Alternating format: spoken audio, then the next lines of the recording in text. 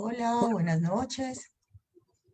Felices como siempre de compartir con ustedes estos momentos académicos.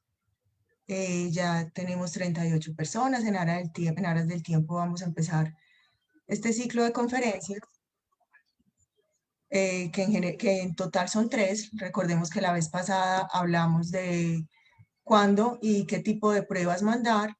La idea es que hoy nos acompaña la doctora Alicia Koch.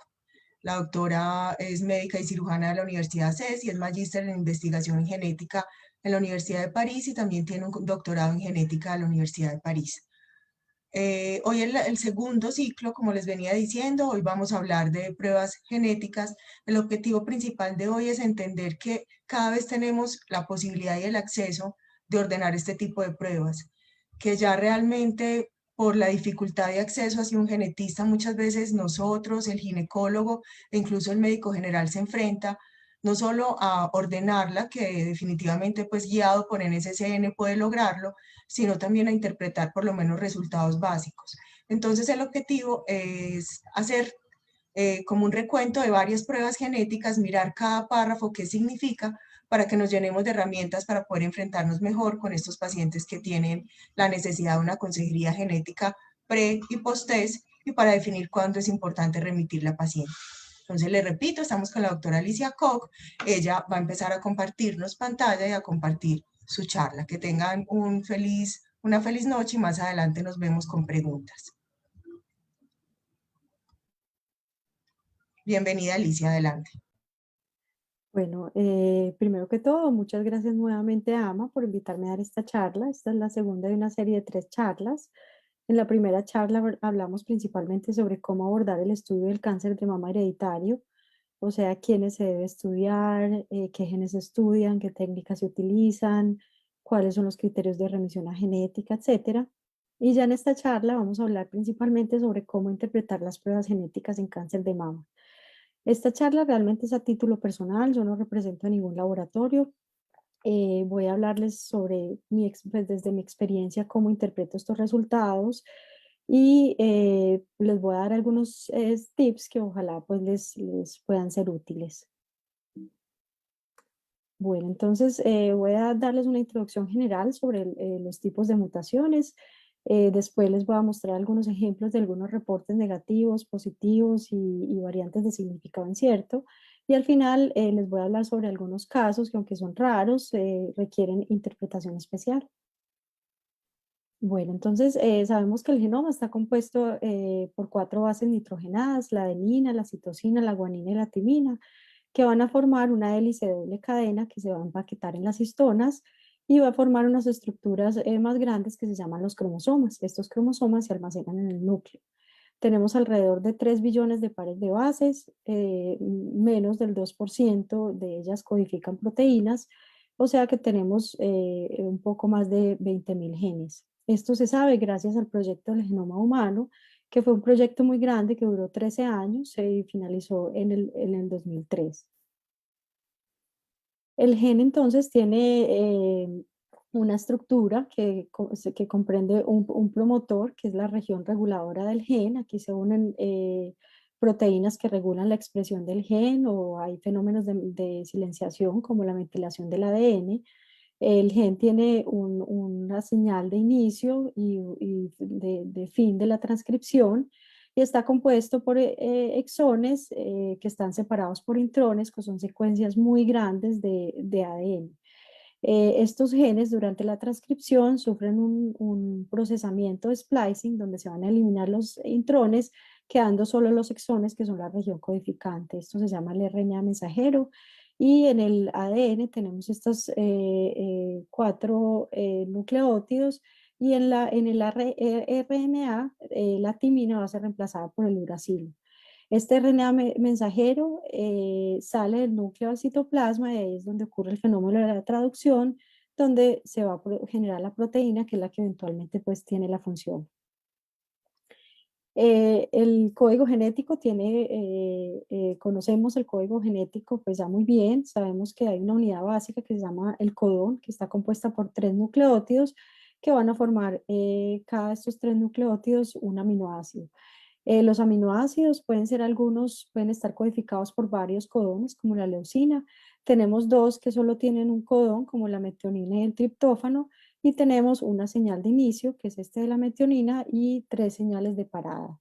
La combinación de estas cuatro bases, son 64 posibles combinaciones, nos van a dar los 20 aminoácidos que conocemos. Sabemos que el ADN puede tener algunas alteraciones que se presentan principalmente también en enfermedades como cáncer.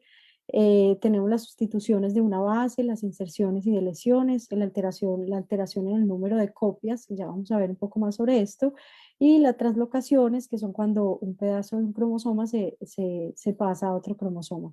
En cáncer hereditario generalmente nos centramos en estos tipos de alteraciones.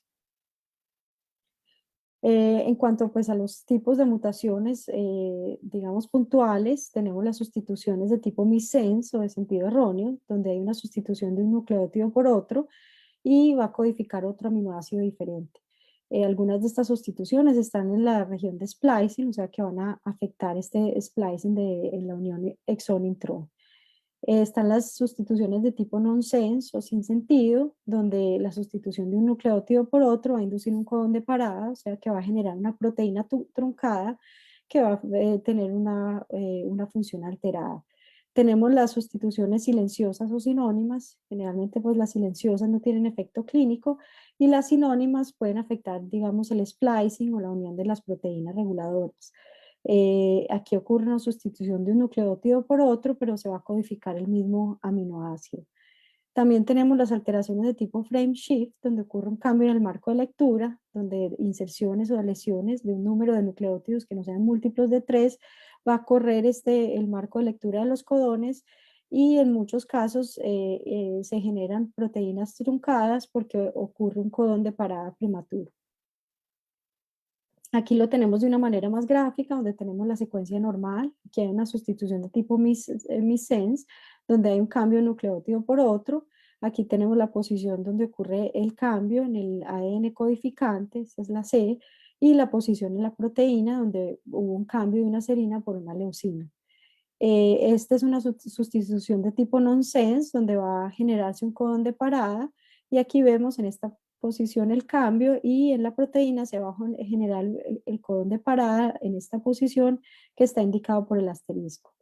Y aquí tenemos una sustitución sinónima donde el cambio de una adenina por una guanina nos va a generar, no nos van a generar, perdón, cambios de aminoácidos. En este caso, la serina permanece en esa posición. Bueno, en cuanto a las deleciones o duplicaciones que generan un cambio en el marco de lectura, como vemos acá, tenemos una secuencia normal y si insertamos una base, pues se va a correr toda la secuencia de nucleótidos generando codones diferentes. Lo mismo ocurre en las deleciones. Y aquí tenemos, por ejemplo, una secuencia de nucleótidos con los correspondientes aminoácidos y si quitamos la citosina, pues se van a correr de manera que se van a producir aminoácidos totalmente diferentes. En cuanto a las variaciones del número de copias, tenemos que puede haber diferentes tipos. Puede haber de lesiones, digamos, de uno o varios exones, sobre todo el gen, duplicaciones segmentarias, digamos, más pequeñas, puede haber inversiones también, pero en general en cáncer hereditario, los genes que dan cáncer hereditario, las más comunes son las grandes de lesiones y duplicaciones, digamos, de varias exones. En cuanto a las variaciones del número de copias, estas pueden variar en proporción de acuerdo al gen. Digamos que en BRCA1 o 2 sabemos que alrededor del 10% de las alteraciones son grandes de lesiones o duplicaciones, mientras que en otros genes pueden ser menos frecuentes, como en TP53 solo el 1%, en CDH1 el 4%. Pero en algunos genes estas CNVs pueden ser bastante frecuentes. Tenemos, por ejemplo, los genes de Lynch, donde son muy frecuentes y sobre todo, por ejemplo, en EPCAM, el 100% de las alteraciones reportadas son del tipo grandes de lesiones duplicaciones. Estas variaciones genéticas tienen una forma de reportarse por laboratorios clínicos. Esta está establecida por la Academia, por el Colegio Americano de Genética Médica. Hay 5 clases de variantes, entonces tenemos la clase 1 y 2, que son benigna y probablemente benigna, que van a dar un resultado negativo. Generalmente estas variantes no se informan, en general corresponden a los SNPs que mencionamos en la charla pasada. Tenemos las de clase 3, que son las variantes de significado incierto. Algunos reportes, algunos laboratorios las reportan como no concluyentes, resultados no concluyentes, y hay que tener muy en cuenta que estas variantes de clase 1, 2 y 3 pues no son accionables clínicamente. Las variantes de tipo 4 y 5, probablemente patogénica y patogénica, pues ya dan un resultado positivo y estas sí van a ser accionables tanto en el paciente como en la familia. Cuando miramos los laboratorios que estudian estos paneles hereditarios, pues hay varias cosas que hay que tener en cuenta. Entonces, la técnica que utilizan, digamos, la profundidad es el número de veces que se lee un nucleótido. Generalmente se marca con una X, digamos 100X, o sea, se leyó 100 veces esos nucleótidos. La cobertura es el porcentaje que se analiza. Generalmente lo ideal es que sea más del 99% del gen. La selección de genes que se utilizan, digamos que cada laboratorio tiene sus paneles estandarizados con cierto número de genes. Es muy importante ver que se hagan la secuenciación completa de todos de estos genes y que se hagan el estudio de variantes de número de copias. Cómo confirman también estas variantes es importante pues que esté determinado. Algunos laboratorios, digamos, pues no las confirman, pero lo ideal es confirmar las variantes puntuales por Sanger o las variaciones del número de copias por MLPA. También es muy importante la clasificación que utilizan los laboratorios para variantes, porque vemos que un laboratorio la puede clasificar de una manera y otro laboratorio de otra. Lo ideal es que los laboratorios cuenten con bioinformáticos. Desafortunadamente en nuestro medio hay muy pocos bioinformáticos y sobre todo que tengan también la forma de hacer una correlación clínica con las variantes. La tasa de variantes de significado incierto puede variar mucho entre laboratorios. Esto también depende mucho del número de genes que estudian. Digamos que si es un panel muy amplio, pueden tener una alta tasa de VOS. Hay laboratorios que inclusive pues hasta un 70% de sus reportes tienen VOS. Algunos laboratorios cuentan también con un programa de reclasificación de variantes. Esto es que en el tiempo van revisando las variantes que han encontrado y las van reclasificando. Y con el tiempo, y cuando la reclasifican, envían un reporte, ya sea al paciente o a los médicos. Desafortunadamente, esto en nuestro medio no es muy común. Y tenemos también, pues, que los laboratorios tienen pues sus bases de datos de los pacientes que han analizado, que les sirven también para clasificar estas variantes. Esto depende mucho también del tiempo que lleven en el mercado. Entonces, pues no es lo mismo un laboratorio que tenga una base de datos de 1000 pacientes a otro que tenga una base de datos de 500.000 pacientes. Cuando miramos estos laboratorios, entonces es muy importante mirar pues, la calidad y confiabilidad de los resultados, el servicio, el soporte que brindan y el costo. Esto sobre todo para las EPS o para los pacientes que van a pagar los estudios de manera particular. Bueno, ahora voy a hacer un análisis de algunos reportes. Realmente pues esto es algo muy personal, es como basado en mi experiencia. No voy a mencionar ningún laboratorio, la idea no es descalificar ningún laboratorio, sino mostrar, digamos, las fortalezas y debilidades de algunos reportes. Bueno, entonces, cuando yo tengo un reporte al frente, pues, ¿qué busco? Primero, que el resultado sea muy visible, que sea claro. Hay veces el resultado está por allá en la mitad, casi no se encuentra. Lo importante es que sea muy claro el resultado, que se pueda ver de entrada. Mirar también que el reporte tenga el listado de genes, de los genes que estudiaron, porque estos pues pueden cambiar en el tiempo. Ver cómo informan las BOS, como vamos a ver ahorita, de pronto hay algunos laboratorios que de pronto las informan de una manera un poco confusa, lo cual puede generar un poco de estrés para el paciente, para algunos médicos que no saben mucho de genética. Las técnicas que utilizan, la confirmación de los hallazgos, o sea, las metodologías que utilizan para confirmarlos. Y algo muy importante son las limitaciones en las técnicas. Vamos a ver que todos los laboratorios tienen limitaciones diferentes, así todos hagan secuenciación en EGS. Algunos laboratorios también emiten algunas recomendaciones de estudios adicionales, esto es importante mirarlo, pero también hay veces hay que tener en cuenta que algunas recomendaciones, digamos, no están muy avaladas por las guías clínicas. Cuando yo tengo un paciente, idealmente solicito que el paciente me envíe el resultado antes, ojalá unos días antes, para yo tener el tiempo de analizarlo, porque hay que buscar muy bien las variantes encontradas, cómo han sido reportadas. En algunos casos, inclusive me comunico con el laboratorio si tengo algunas dudas, como les voy a mostrar ahorita, algunos laboratorios tienen limitaciones diferentes en las técnicas y esto es muy importante pues tenerlo muy claro a la hora pues de emitir un concepto clínico. Bueno, entonces les voy a mostrar algunos ejemplos de pruebas negativas y algunos comentarios sobre estos reportes. Entonces aquí tenemos un reporte claramente negativo, pues está con código de verde, muchos laboratorios utilizan códigos de colores, verde para negativo, naranja o amarillo para hallazgos de significado incierto y rojo para positivo. Entonces este es claramente negativo, aquí dice muy claro también que nos encontraron, identificaron variantes de significado incierto. Este reporte tiene los genes analizados, em, están muy claros, inclusive cuáles no tuvieron, digamos, o cuáles solo la secuenciación o cuáles solo grandes rearreglos.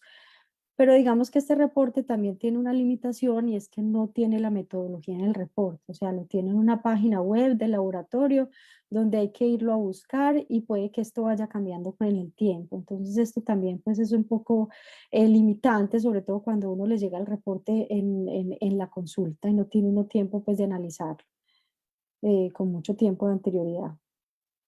Bueno, aquí tenemos otro resultado negativo, también es muy claro, de entrada está negativo con código de colores. Sin embargo, para mí es un poco confusa esta frase que colocan en la interpretación y hay veces genera esto un poquito como de confusión en los pacientes. Aquí ellos colocan que el diagnóstico genético de la susceptibilidad para el cáncer de familiar no se puede confirmar, o sea, el resultado es negativo, pero no se puede confirmar. Entonces, es un poco, no es muy claro, digamos, para el paciente. Aunque esto es cierto, puede generar pues confusiones. Este laboratorio, por ejemplo, no tiene el listado de genes que estudiaron. Entonces, como decía, esto es muy importante saber en el momento que hicieron el reporte qué genes estudiaron, porque digamos que los paneles tienen nombres y hay veces estos nombres, el número de genes va cambiando con el tiempo. Entonces, es muy importante tener el reporte con los genes que estudiaron en ese momento. Aquí sí colocan bien la metodología, un poco más clara. Aquí colocan, por ejemplo, que tuvo una profundidad de más de 20x. Sin embargo, para mí es baja, aunque eso es como lo mínimo. Lo ideal es colocar la profundidad media que se utilizó en el análisis. Esta sí es la cobertura, que está muy buena, pues más del 99%. Y al mirar las limitaciones del estudio, también encontramos que al final coloca que la detección de CNVs de menos de 3 exones no es posible, por lo tanto se excluye el análisis.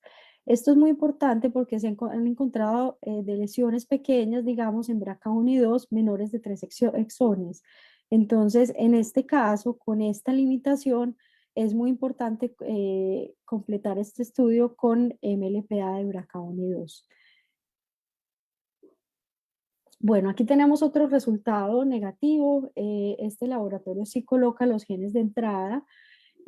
Sin embargo, es importante tener en cuenta esto que colocan al principio, es que el informe tiene dos partes. Tiene una parte que es diagnóstica, que es la secuenciación NGS de estos 30 genes, pero tiene una segunda parte que es un cribado de CNVs de estos 30 genes.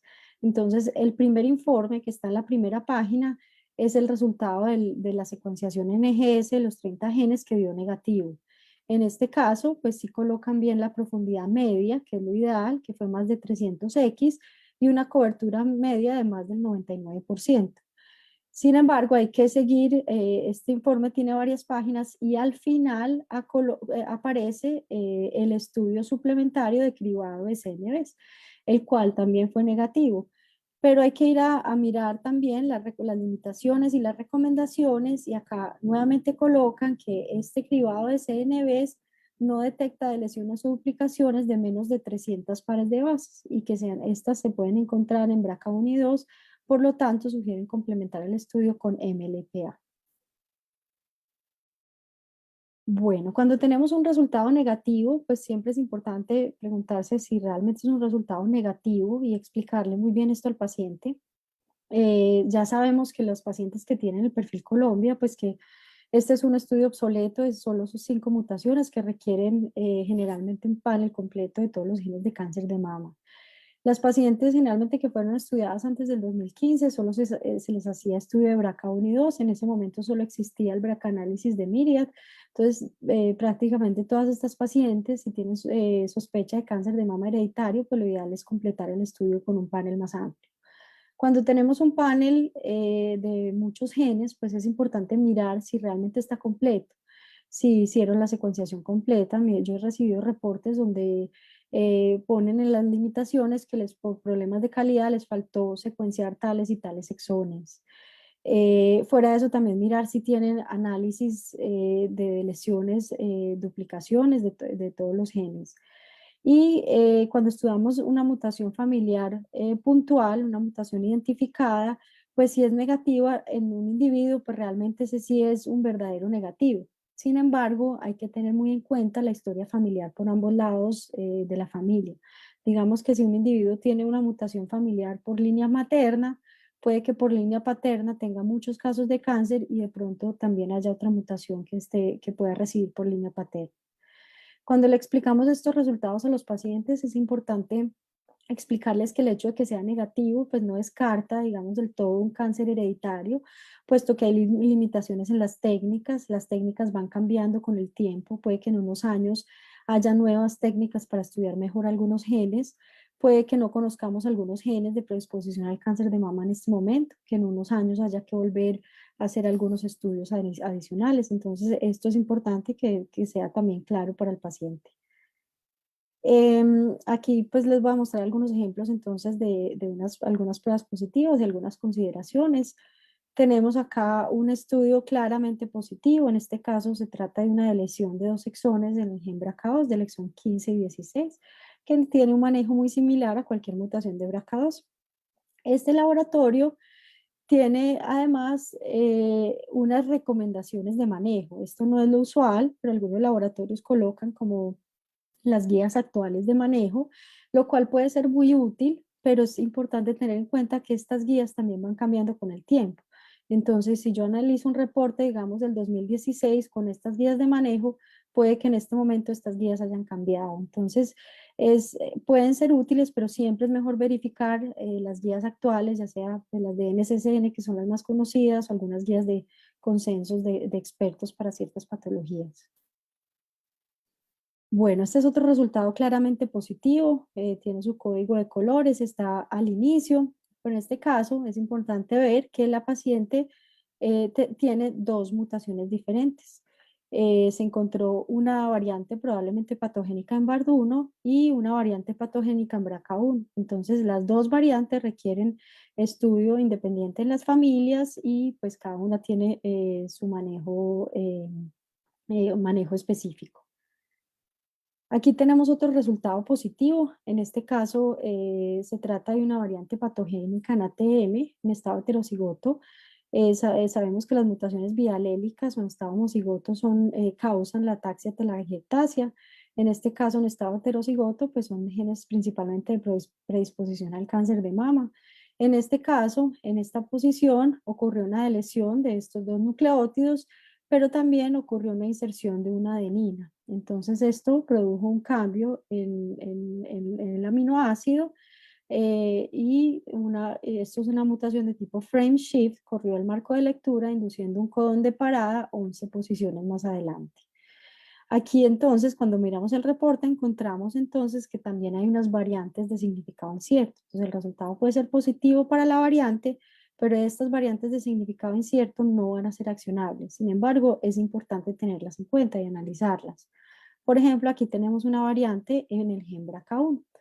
Para analizarlas, pues pueden utilizar diferentes bases de datos, pero en realidad la más útil y la más utilizada en el ámbito clínico es ClinVar.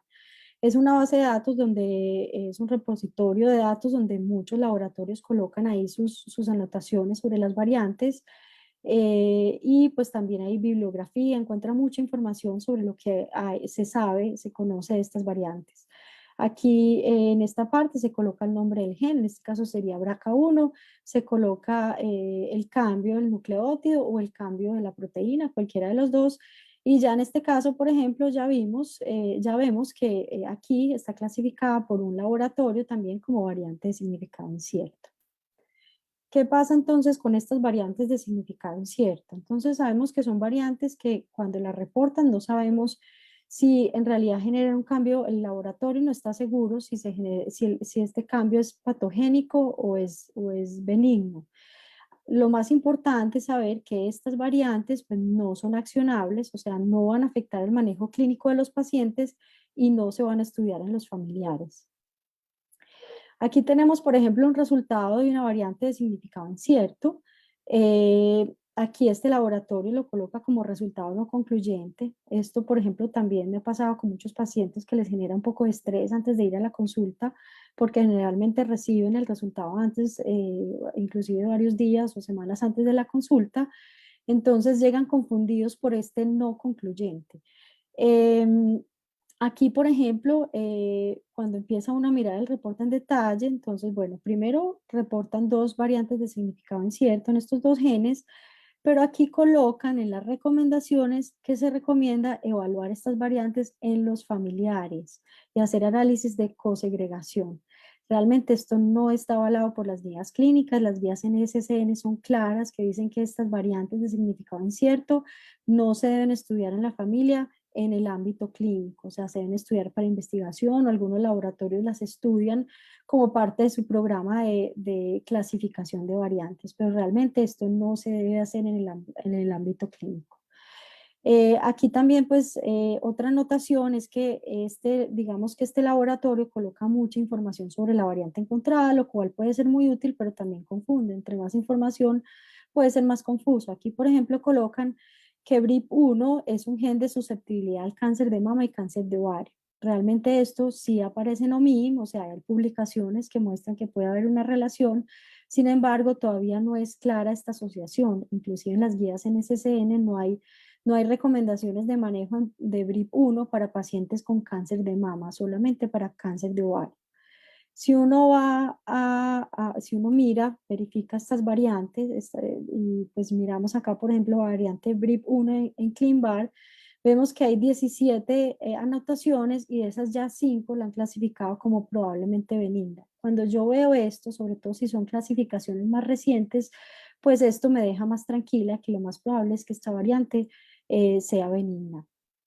Aquí en este caso, pues más abajo en esa página encontramos la clasificación por los laboratorios, solo coloqué 4, era un listado largo, y vemos entonces, por ejemplo, cada laboratorio, cómo lo clasifica, ¿cierto? Y aquí algunos colocan, lo cual es muy útil porque la clasificaron así. Entonces este laboratorio lo coloca aquí cuáles fueron los criterios que utilizó para clasificarlos, si hay estudios funcionales, si ellos tienen información más precisa de sus bases de datos para clasificarla de esta manera.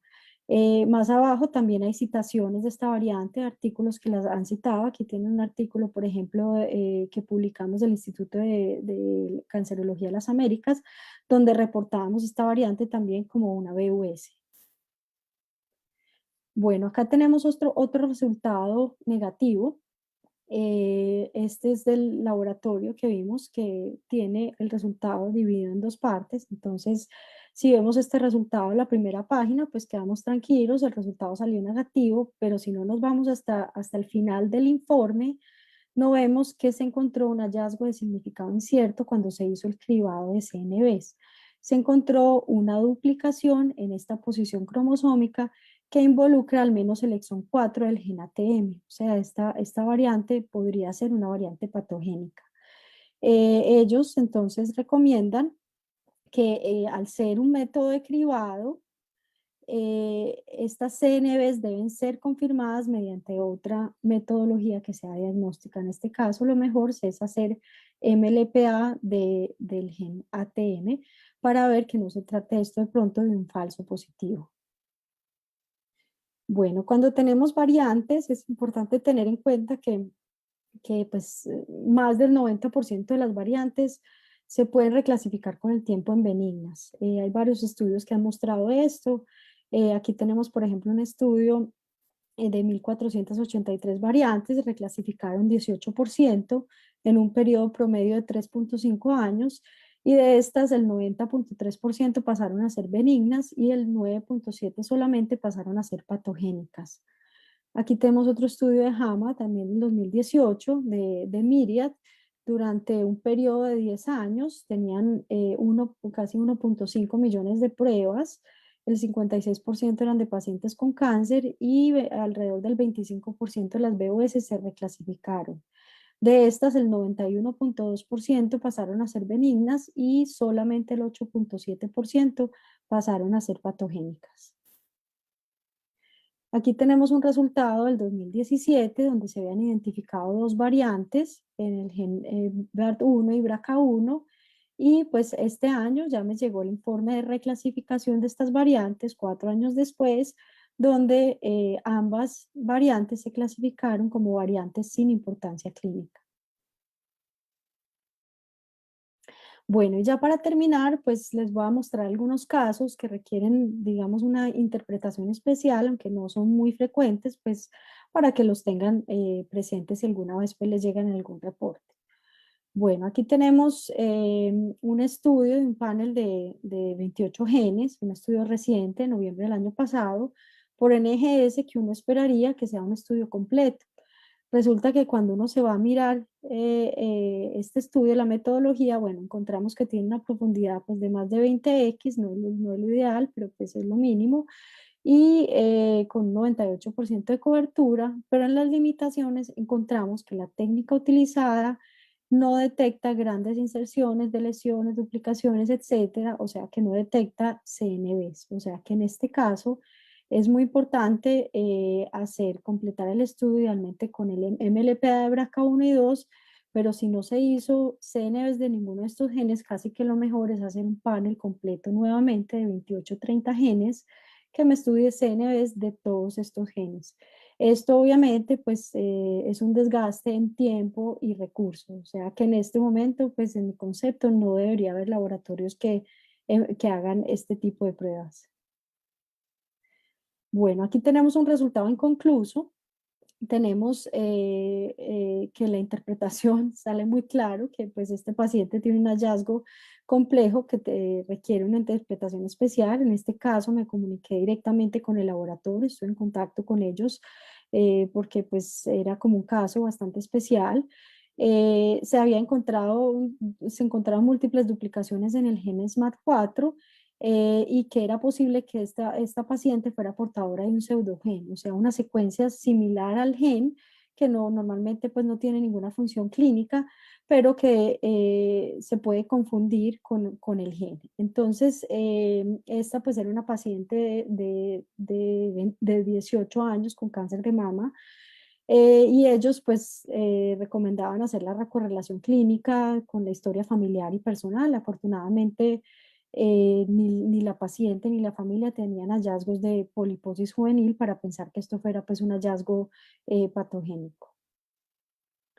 Bueno, y finalmente, cada vez es más frecuente encontrar reportes, digamos, de este tipo, sobre todo con el gen TP53. En este caso, pues, hablamos pues de un mosaicismo donde puede haber líneas celulares diferentes, digamos, una parte de las células tienen la mutación y otras no la tienen. Este laboratorio entonces lo informa como potencialmente positivo, donde claramente se encontró una mutación patogénica, clasificada como patogénica en el gen TP53. Sin embargo, tiene una frecuencia alélica muy baja, del 12%. Lo esperado es tener una frecuencia alrededor del 50% por ser pues, uno de los dos alelos alterados. Esto se ha visto que se puede producir por un fenómeno que se llama hematopoiesis clonal de potencial indeterminado, que se debe a acumulación de este tipo de mutaciones en algunas células con la edad, con quimioterapia, con neoplasias hematológicas, o porque en ocasiones se detectan en estos estudios en sangre células tumorales circulantes, o sea, con la mutación.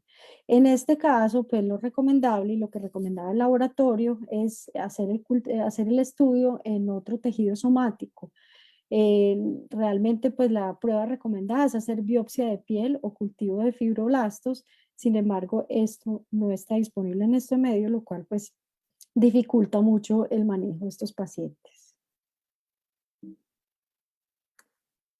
Bueno, y ya para terminar, entonces algunos mensajes que quiero pues que tengan con esta presentación es que pues existe mucha heterogeneidad entre los laboratorios de genética, entre los laboratorios que estudian las técnicas, sobre todo en las limitaciones de las técnicas, que solo las variantes patogénicas y probablemente patogénicas son accionables clínicamente, que más del 90% de las variantes de significado incierto se reclasifican con el tiempo benignas, probablemente benignas, que en algunos estudios se requieren hacer pruebas adicionales, pruebas complementarias como MLPA, y siempre cuando haya dudas con los reportes, tratar de tener apoyo de genetista o de laboratorio y no llevar pues a hacer manejos innecesarios o evitar manejos en pacientes que lo requieren. Muy bien, bueno, muchas gracias por su atención y pues ahora seguimos con la sesión de preguntas.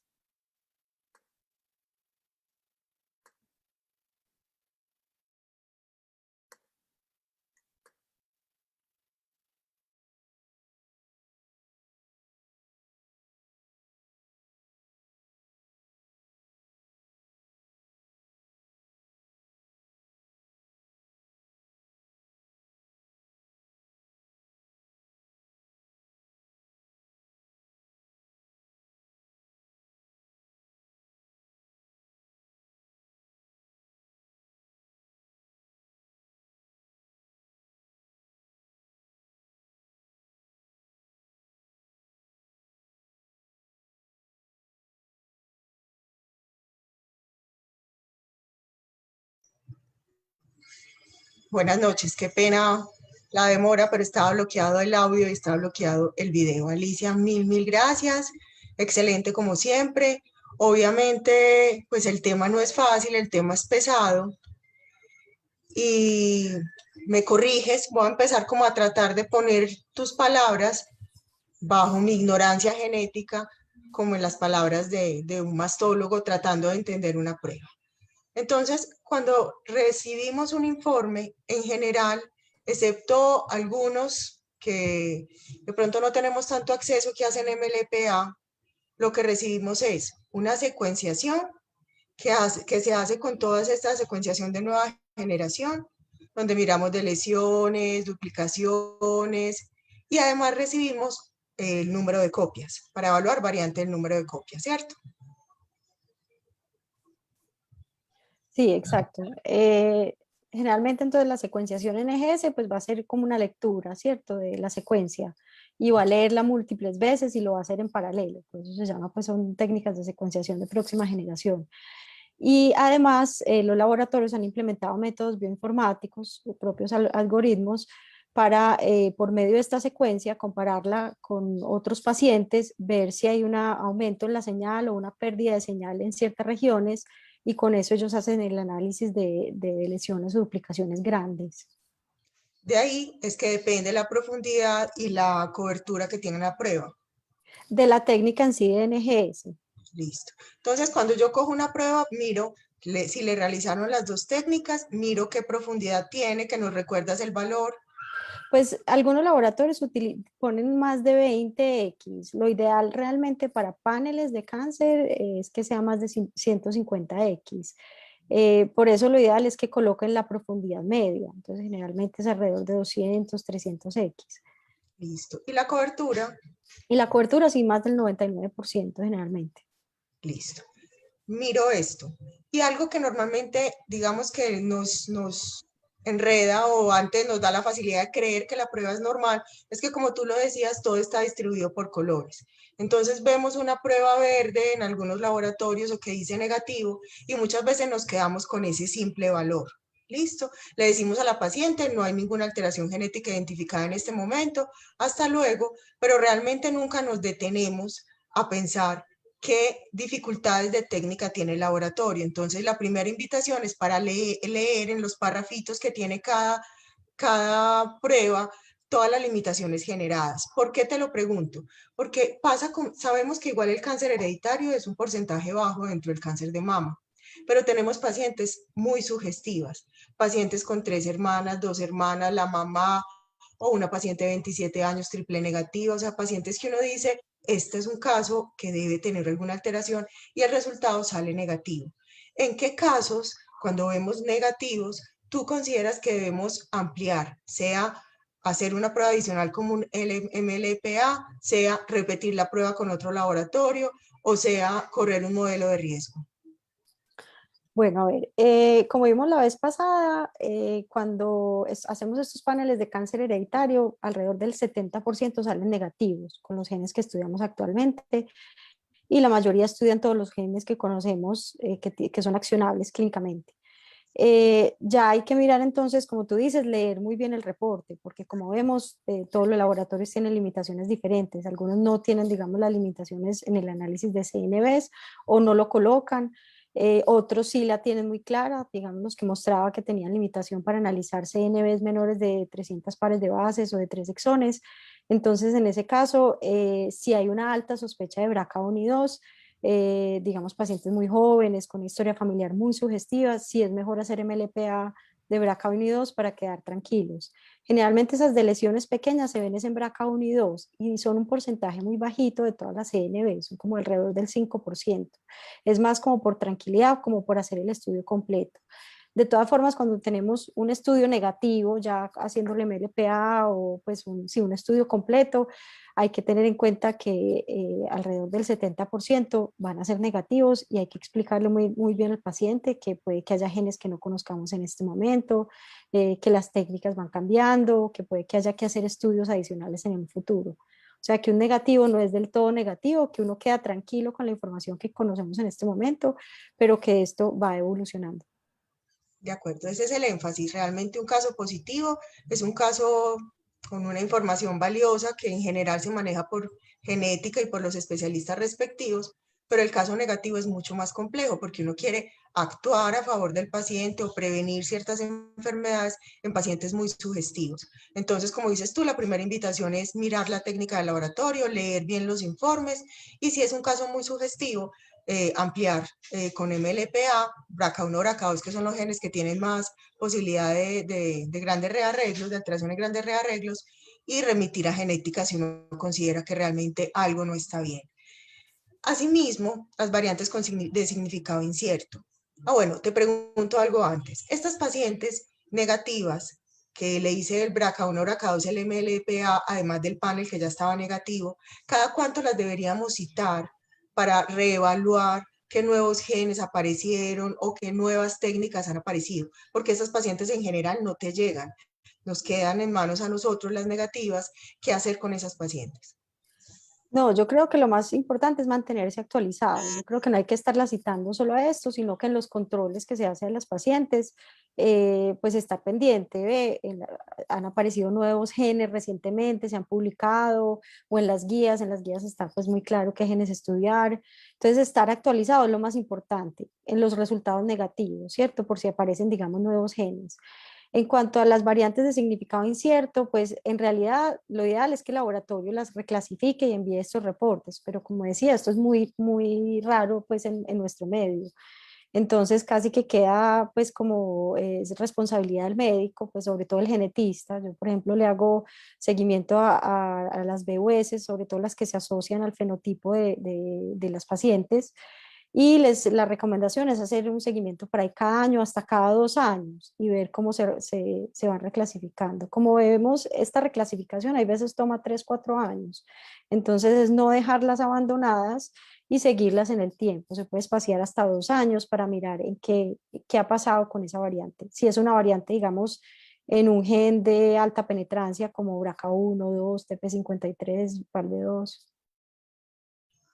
Entonces, pacientes con variantes de significado incierto, si tienen un cuadro clínico o familiar muy sugestivo, o genes como BRCA1 o BRCA2, que son genes que están muy estudiados y no sería tan normal ver una variante de significado incierto, son las que nos generarían como más interés para seguir evaluando qué cambios ha tenido esta variante. De pronto, si ahorita nos queda un tiempito, miramos lo de las bases de datos para que aprendamos como el proceso de encontrarlas. Listo. Entonces ya sabemos qué hacer con los negativos, qué hacer con las variantes de significado incierto. Ya nos explicaste que realmente la familia para hacer cosegregación y evaluar las variantes en la familia pues no tiene ningún beneficio. Y los casos positivos pues son casos que más adelante en la próxima charla analizaremos qué hacer dentro de la parte quirúrgica y medidas de reducción de riesgo con estas pacientes. La otra pregunta es, a ti normalmente te contacta el laboratorio para las variantes de significado incierto. ¿Cómo nos damos cuenta? El laboratorio nos habla, se comunica cuando hay genes nuevos, cuando hay descubrimiento de genes nuevos. ¿En las guías aparecen o de qué manera podemos detectar esos genes recién descubiertos? Sí, por lo general es estar al tanto de la literatura, en los congresos siempre se van a mencionar. La charla pasada mencioné dos estudios importantes que se hicieron, que se publicaron en New England Journal of Medicine en enero, que realmente mostraban que en este momento no hay otros genes asociados a cáncer de mama, ¿cierto? Entonces es estar al día, eso es lo más importante.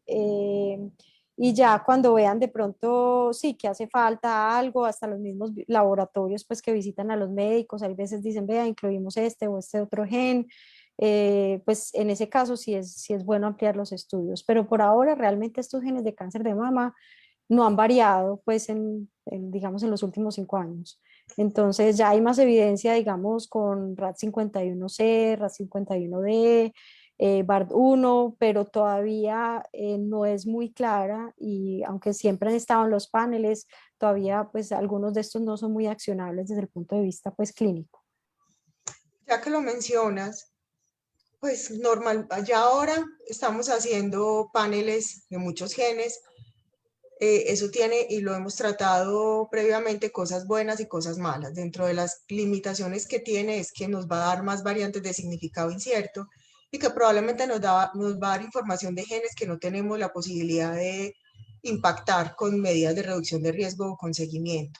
¿Por qué no tenemos paneles para cada enfermedad sugestiva? Por ejemplo, si es sugestiva de cáncer de ovario y mama, cierto grupo de genes, y no meterle estómago, colon, ¿qué dificultad hay para que hagamos algo mucho más concentrado en la paciente, como un término medio entre antes que hacíamos solo BRCA, ahora que hacemos paneles muy grandes, de pronto algo más focalizado con el cuadro clínico de la paciente?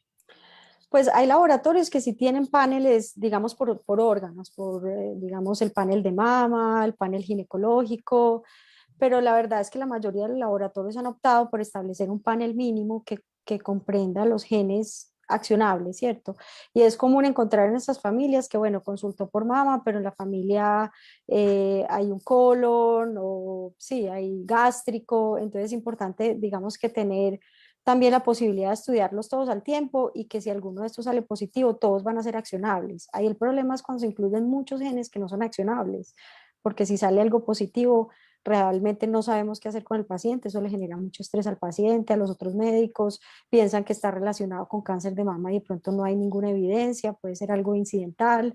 Entonces, digamos que lo ideal es tener un término medio, pero hay veces es difícil. Entonces, como mínimo, la mayoría de laboratorios tienen un panel, digamos, de 28 o 30 genes que nos cubre mama, ovario, colon, útero y la mayoría de gástrico, ¿cierto? Ya. Lo otro que hablabas en la charla que también me pareció muy importante es mirar pacientes muy sugestivas, así ya hayan pasado la edad límite o la edad que las guías reportan como un indicativo de sospechar una enfermedad hereditaria, mirar pruebas antiguas, cuántos genes evaluaron, qué técnicas utilizaron. Entonces hablabas de pronto repetir o ampliar genes en pruebas que las pacientes traen antes del 2015. Sí, entonces cuando uno ve que una paciente solo tiene un resultado de BRCA1 y 2 y es una sospecha de cáncer de mama hereditario, pues sí es mejor hacerle un panel más amplio de todas formas. Y ya me ha pasado, pacientes que me llegan solo con BRCA1 y 2 y les hago un panel y me sale una mutación, digamos, en PALB2, que es muy accionable. Perfecto. Y con respecto a las mutaciones de novo, pacientes que no tienen ninguna historia familiar y aparece preciso una mutación en estas pacientes, ¿qué tan frecuente es eso? Es muy raro para ciertos genes. BRCA1 y 2, por ejemplo, es extremadamente raro. Casi siempre viene pues de generaciones atrás. Pero hay otros genes, digamos como TP53, que se presentan en el 20% de los casos. O sea, 1 de cada 5 casos son de novo y no hay historia familiar y esa persona la puede seguir transmitiendo pues ya a su descendencia. Perfecto. Te da tiempito de pronto de mostrarnos no sé si tienen alguna pregunta en el chat, estamos completamente disponibles a responderlas. Nos quedan, yo creo que 5 o 10 minuticos. Si quieres, compartimos pantalla mientras van haciendo preguntas y miramos cómo se buscan las mutaciones en ClinVar.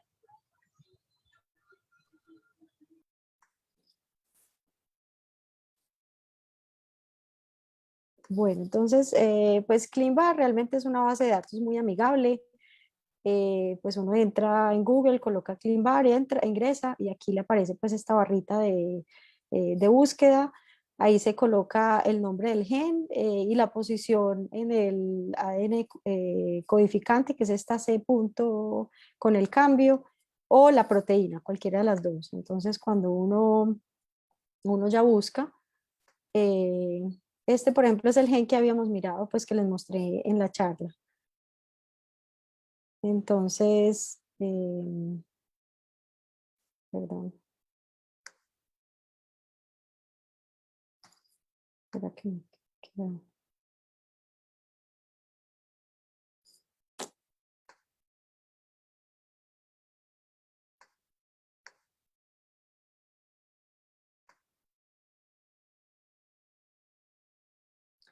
no me salió. ¿Será que me equivoqué acá en la?